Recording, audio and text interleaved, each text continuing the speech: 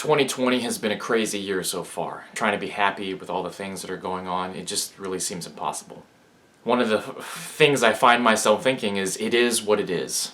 I used to hate that phrase, and part of me still does. And it's kind of like saying, black is what black is. Cakes are what cakes are. It just seems really a stupid thing to say. There's no point in making that observation. Welcome to the house, where life, pop culture, and faith collide.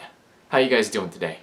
I really started to accept it is what it is and what it really means. Like when I watch movies and TV shows, I always see it used when people are in situations where they find themselves to be completely hopeless and they feel powerless to change anything that's going on. I hate feeling hopeless. I don't know anybody who enjoys feeling hopeless.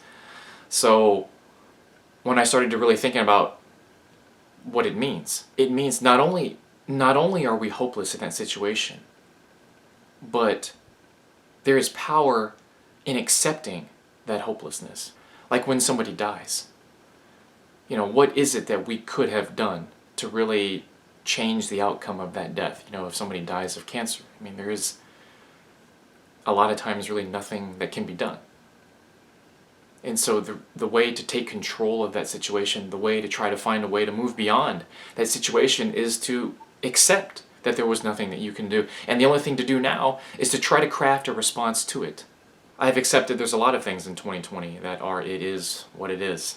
What is my response going to be? And I started thinking about, well, you know what they say, time heals all wounds. And I hate that phrase too. I mean, I hate that phrase even more than it is what it is.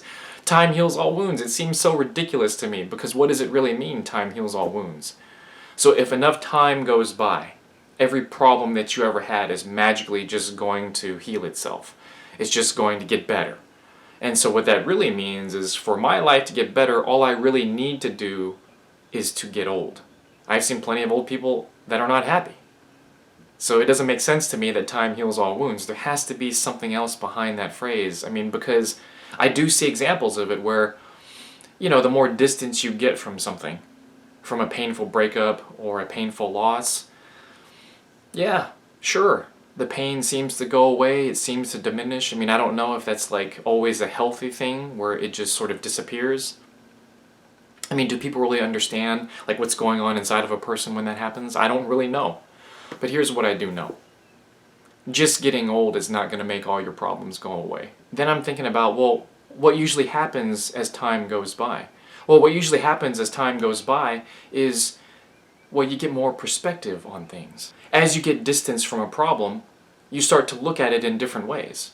Because a lot of times when we have a problem, when we get upset, we're so focused on looking at it in a certain way. You know, like, oh, well, I was right and he was wrong or she was wrong. When we can sort of move off of that perspective and find a different one, then we can usually find a solution. What did Albert Einstein say? Insanity is doing the same thing over and over again, expecting different results. And time affords us the opportunity to try different ways, to have a different perspective on whatever it is that we're facing. And so really, it's not time that heals all wounds, it's perspective that heals all wounds. When you can change the way that you look at something, it's easier to find the answers, and it's easier to find the healing that we desire. Well, and then that made me think of what Scripture has to say. You have do unto others as you would have done unto you. Carry each other's burdens. Love your neighbor as yourself. It's saying that you gotta change your perspective if you really want to make a difference. If you really want to make an impact, you have to be willing to change your perspective in life. Do unto others as you would have done unto you. That's about changing your perspective to put yourself in another person's shoes so that you can try to find a resolution to whatever conflict that you're in. Loving your neighbor as yourself, again, is about shifting your perspective and possibly putting yourself in another person's shoes and see how they view the world. And see if you experience the same thing that they experienced, would your response be different? And carrying each other's burdens includes all of that. What if you carried the 50-pound backpack for a little while in your life? Would that change the way that you see things? So really, what are we talking about here when we're talking about changing our perspective on things? Changing our perspective means having empathy. Putting yourself in their shoes to see that if your circumstances were the same as theirs, would you be reacting in the same way? Is there a way that you can relate to this person. And when you can relate to somebody, resolving conflict becomes so much easier.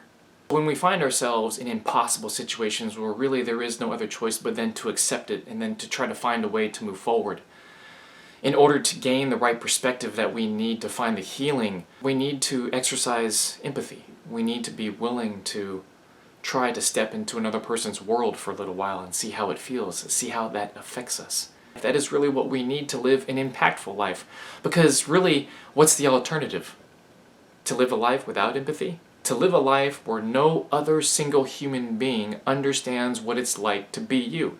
And for you, then, to live a life where you understand nothing about what it's like to be other people. You would feel like an alien.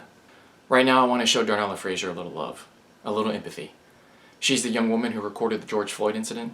She's getting a lot of hate, a lot of backlash, because a lot of people are accusing her of just standing there and watching the whole thing happen. If I were to try to put myself in Darnella's shoes just for a second, to try to empathize with her a little bit,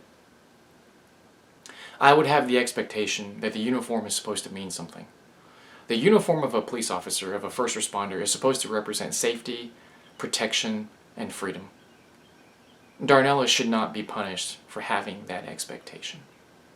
Unfortunately, for so many people of color, that uniform doesn't represent any of those things.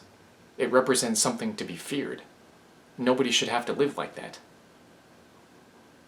So are we willing to carry the burdens of our African American brothers and sisters?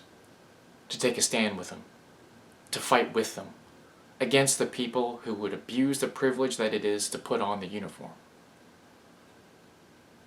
That journey begins with empathy. Peace.